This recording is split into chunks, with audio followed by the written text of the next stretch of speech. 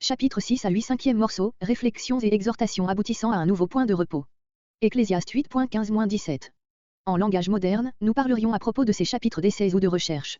Le chapitre 6 est plutôt négatif et indique en quoi ne consiste pas la sagesse. Les chapitres 7 et 8 sont d'un contenu positif. Il n'est pas sage de demander le bonheur aux seules richesses, versets 4 à 6, elles sont incapables de nous satisfaire, versets 7 à 9, et de nous rendre indépendants de la providence, versets 10 à 12. Verset 1. Verset 1 à 6. Reprise de la pensée déjà énoncée à la fin du chapitre 5, que posséder n'est pas jouir. Prenez un homme chez lequel la notion de vie semble être arrivée à son plein accomplissement, richesse, honneur, longévité, nombreuse descendance. À côté de lui, voyez-vous cet enfant mort-né, qui n'a pas même eu assez de vitalité pour arriver à terme. L'Ecclésiaste se fait fort de prouver que l'embryon a une meilleure part que ce riche qui n'a pas compris le secret de la joie et qui n'a rien su recevoir de Dieu. Telle est l'antithèse frappante qui l'inspire et ce paradoxe va lui permettre de montrer sa virtuosité et de donner un relief nouveau à des pensées déjà touchées. Il est un mal que j'ai vu sous le soleil. Nous avons cette même formule, absolument pareille, dans Ecclésiaste 10.5, presque identique, dans Ecclésiaste 5.12. Ici les mots, et qui pèsent lourdement sur l'homme, remplacent l'épithète de fâcheux, il est un mal fâcheux, de Ecclésiaste 5.12. Verset 2. Voilà un homme. On croit entendre l'Ecclésiaste exposer son thème. On assiste à la reprise de la conversation. Il a commencé gravement au verset 1. Maintenant il s'anime, tenez, par exemple. Voilà un homme. Mais Dieu ne lui permet pas d'en jouir, soit qu'il meure avant le temps, soit qu'une maladie cruelle vienne empoisonner sa vie, vous voyez bien qu'il faut compter avec Dieu. C'est un étranger qui en jouit, après lui, ou bien sous ses yeux, Ecclésiaste 2.18-19. Verset 3. Si son âme ne se rassasie pas de bien, s'il ne pratique pas la règle de conduite indiquée ci-dessus, Ecclésiaste 5.18, jouir du bien comme d'un don de Dieu. Et que même il n'ait pas de sépulture.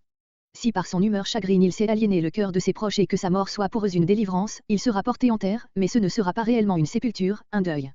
Comparez Jérémie 22.13-19. Un avorton. Ici l'Ecclésiaste pense peut-être à Job 3.16. Verset 4. Né en vain. Heureusement pour lui sa naissance ne l'introduit pas dans la vie. Verset 5. Il n'a ni vu, ni connu le soleil. Il a passé des ténèbres aux ténèbres, verset 4, et n'a pas à aller de la lumière aux ténèbres, ce qui répugne toujours aux vivants. D'autres, il n'a pas vu toutes les vanités et toutes les injustices qui ont lieu sous le soleil. Mais ici, opposé aux ténèbres, le soleil ne doit-il pas avoir un sens favorable? Verset 6. Reprise des versets 4 et 5. Nous avons vu déjà une répétition semblable dans Ecclésiaste 5.16. 2 fois 1000 ans. Plus et plus précis que verset 3. Double Méthusela. Sans voir le bonheur, parce que cet homme n'est pas entré dans une relation vivante avec l'auteur de toute joie. Tout ne va-t-il pas dans un même lieu, dans ce sépulcre, Sheol, où ne se présente plus d'occasion de jouir et où fait absolument défaut tout ce qui constitue la vie? Il ne faudrait pas conclure de ce verset qu'aux yeux de l'Ecclésiaste la vie présente n'a d'autre but que la jouissance. Il ne parle pas de ce qu'il demande lui-même à la vie, il se place au point de vue de ce riche. Pour lui, il conseille de jouir des ici-bas de ce que Dieu donne, mais il croit à un avenir heureux, que la sagesse procure à qui la pratique, Ecclésiaste 7.12. Verset 7. Versets 7 à 12. C'est pourquoi, au lieu de se livrer à des soucis rongeurs et de prétendre se faire son sort à soi-même, il convient de se confier en Dieu. Le moyen d'avoir dans le présent la tranquillité du cœur, c'est de s'en remettre à Dieu pour cet obscur avenir qui lui appartient. Versets 7 à 9. L'homme cherche continuellement à satisfaire ses besoins et ses désirs naturels, début verset 7, mais il n'y parvient jamais, il y a en lui une âme dont le propre est d'aspirer toujours à quelque chose de nouveau, fin verset 7. Verset 9. Cependant, laisser errer ses désirs, ne pas les réprimer et leur lâcher la bride, est une folie. C'est ce que le sage a compris et tel est l'avantage qu'il a sur l'insensé. Il sait se conduire en présence des vivants, verset, émoticône n'en croyant pas ses yeux, franc d'ambition et ne présumant pas de lui-même, il se contente d'un genre de vie modeste et ne froisse personne par des prétentions exagérées. Imitons-le en cela, bornons nos besoins, ce sera autant de vent que nous ne poursuivrons pas. On voit par cette périphrase que nous ne prenons point l'âme, verset 7, dans le sens chrétien et religieux de ce mot, mais dans celui d'appétit, de principe de vie qui cherche à s'assimiler pour son bien ce qui l'entoure, sens qu'il a souvent dans l'Ancien Testament, Nombre 21.5, Proverbe 6.30, pour se rassasier, littéralement, pour rassasier son âme, etc. Verset 10. Verset 10 à 12 impuissance de l'homme en face de ce qui a été décidé par Dieu. Nouvelle démonstration de la folie qu'il y a de sa part à laisser Dieu en dehors de ses calculs et à vouloir se substituer à la providence et lui forcer la main. Ce qui existe a dès longtemps été appelé par son nom.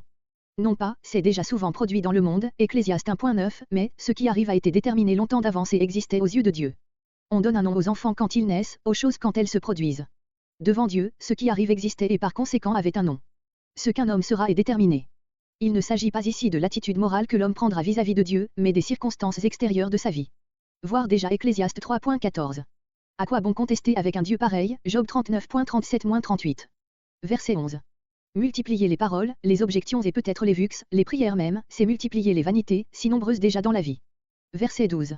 L'homme serait exaucé et pris au mot par Dieu, qu'il se trouverait peut-être avoir, dans son ignorance de l'avenir, Proverbe 20.24, attiré sur lui de vrais malheurs.